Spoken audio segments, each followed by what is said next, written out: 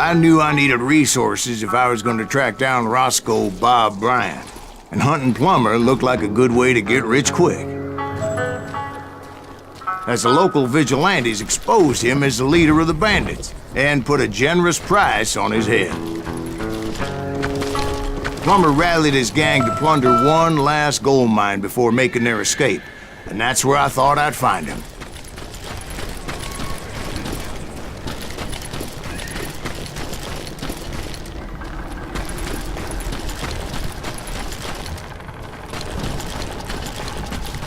It makes me nervous standing so close to all these goddamn barrels of gunpowder. Why would you be nervous? No one has the cojones to come after us. As long as you don't light up a cigar, we're fine. Besides, George is up there on the rocks with that rifle of his. Nothing gets past him.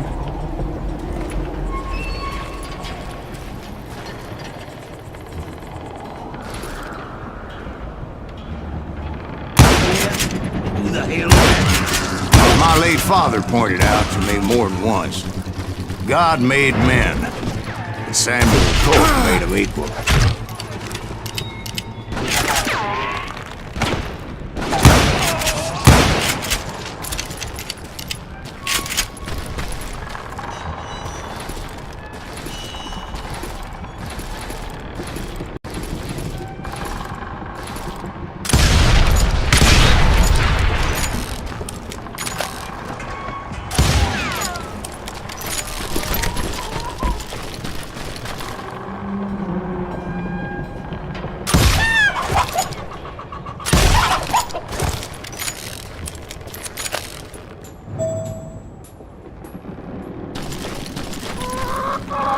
I knew that dynamite wasn't mine, so I decided the polite thing would be to return it. It was the biggest gold rush since Sutter's Mill in '48.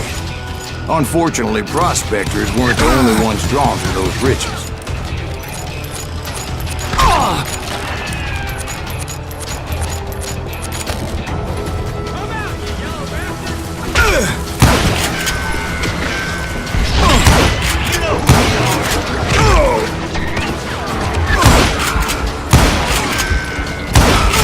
Thieves, killers, robbing travelers, and hijacking gold shipments. You ain't beefing me. Like those that ran with Plummer. Some were just regular folks I knew from town, drawn by greed and easy pickings. Charlie Crow, the blacksmith. James, who worked in the stable. And Jeremiah Barber, butcher's son. Ordinary citizens who lived a double life.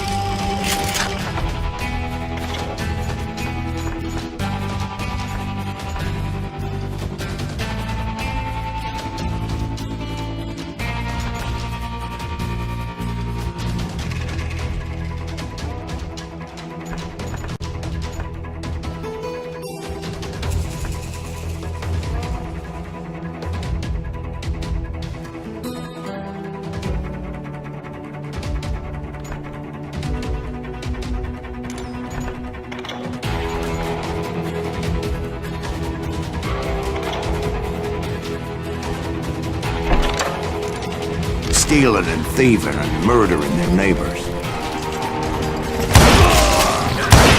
course, the rest were veterans of the Civil War. Stone-cold killers trained on the bloody fields of Shiloh and Antietam. Dangerous, desperate individuals. Plummer had a lot of men on his payroll. A hell of a lot. That son of a bitch pretended to protect the public with one hand while stealing them blind with the other. He set up a defensive perimeter which I had no idea how to breach. I was outnumbered and in way over my head, but I was too damn stubborn and stupid to realize it. They must have thought I was touched, or had some kind of death wish, seeing as there were barrels of gunpowder everywhere.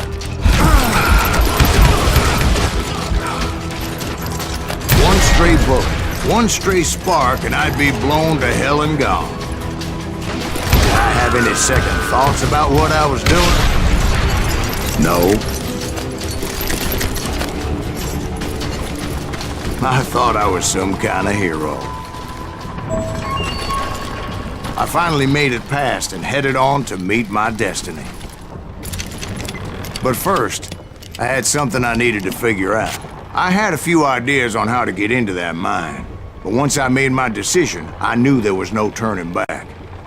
So my first thought was to enter the nearest mine portal. I saw an entrance. Made sense.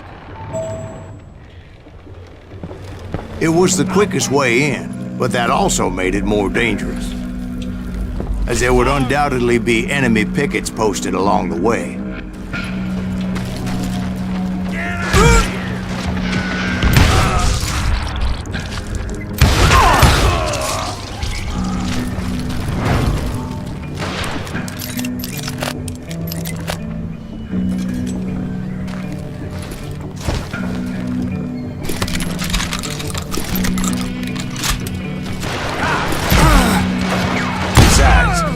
Once you enter a mine like that, it's easy to get all turned around.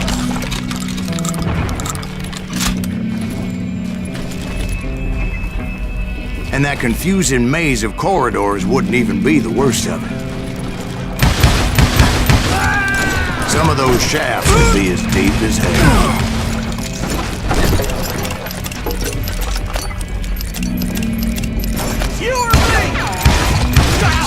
A single stumble or misstep can easily end in a deadly plunge to oblivion.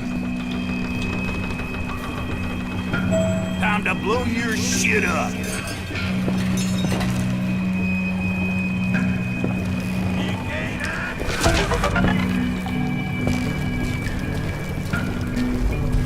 You must be about out of bullets.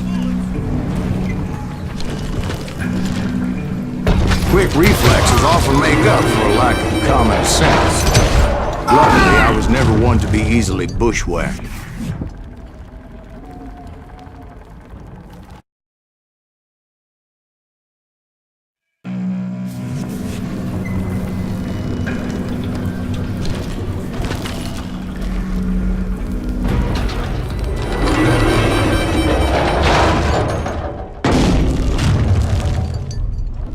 I would just need to be careful not to blow myself to Kingdom Come.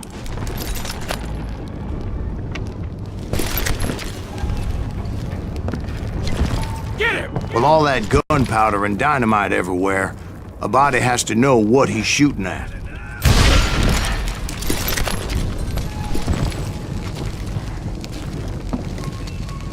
That's just too damn close. All it takes is one tiny spark, and boom.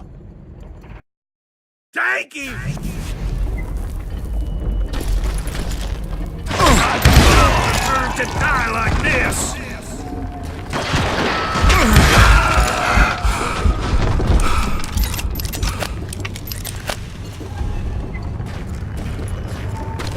One wrong bullet could have turned that mine into a dad-blasted tomb.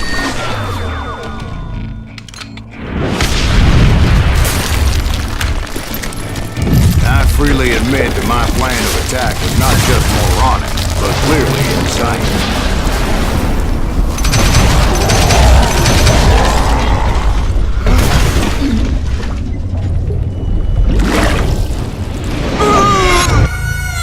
It's a good thing that I abandoned that ridiculous plan before I even tried it.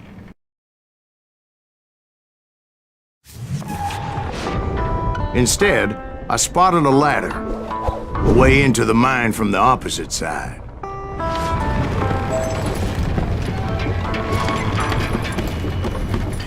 It was a long way around, but that approach seemed more sensible at the time. Of course, being I had a problem with heights, that scaffolding scared the bejesus out of me.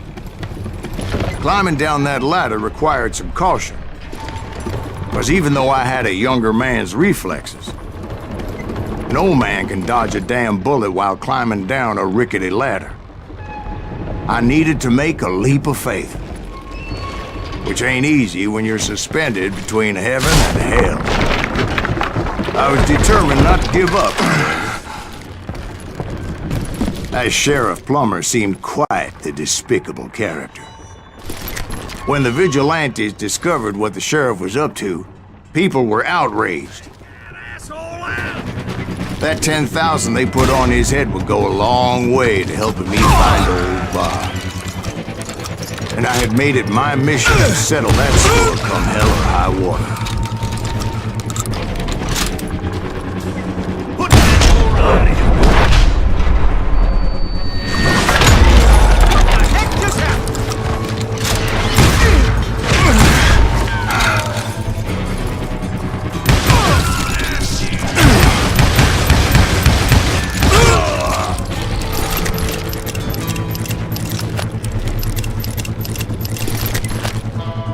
But first, I would have to make a choice. Take the elevator or climb the ladder.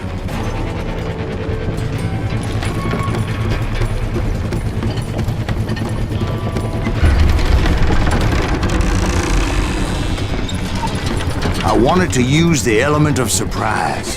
Plus, I figured I could use the exercise. I was warmed up already, so what the hell?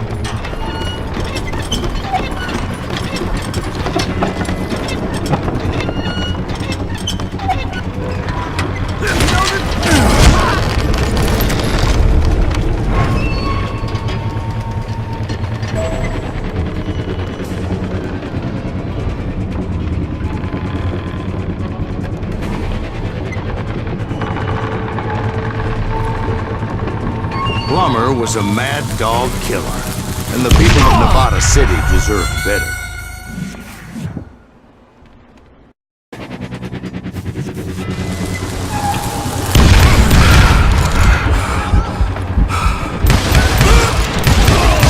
Right, well, he was the sheriff of both places at one time or another, but that's neither here nor there.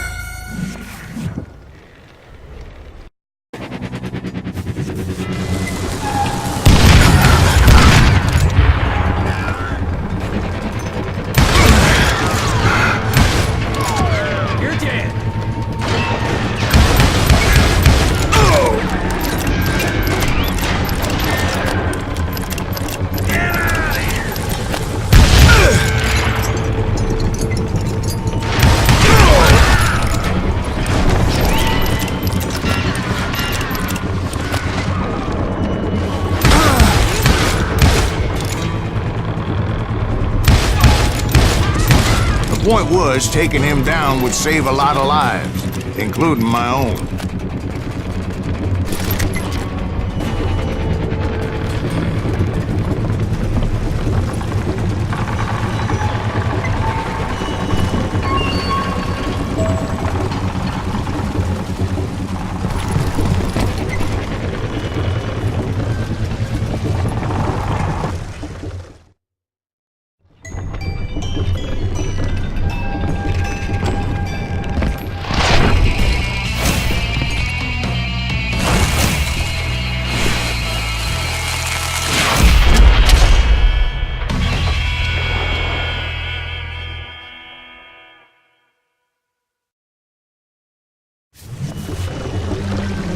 Gonna need a gun up here in the big. This day is just getting worse and worse for you.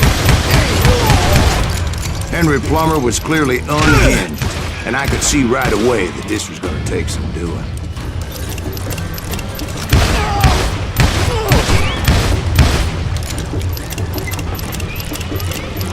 Oh, my money for you today. I'm gonna bury you in a million pieces.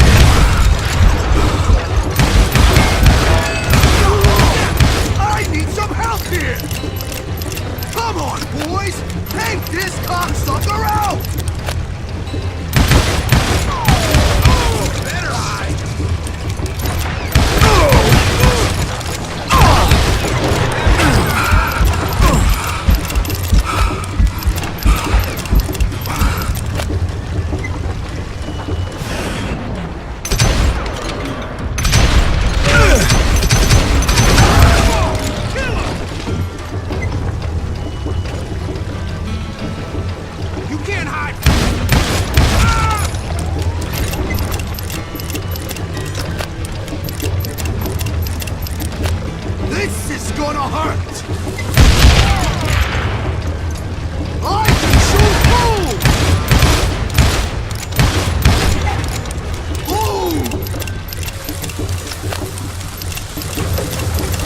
You ain't leaving. Why not just give up and die?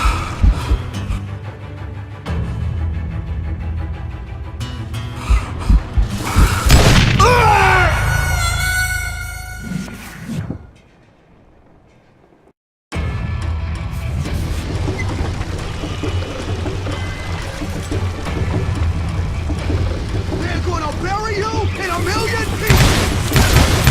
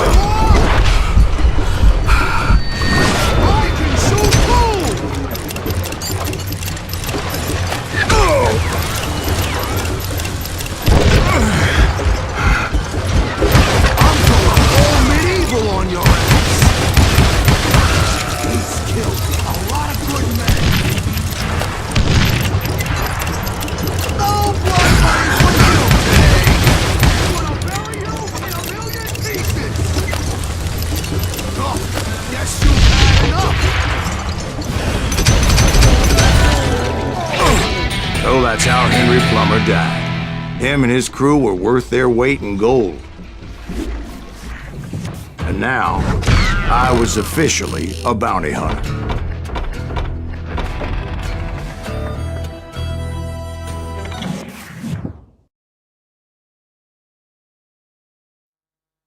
So, did you finally go after that Bob feller? Well, I heard word he was in Kansas with John Wesley Hardin. So that's where I went. Where in Kansas? Abilene. Why do you ask, Ben? No reason. Was Hardin as fast as Ringo? Ringo was fast, but John Wesley was as fast as the devil himself.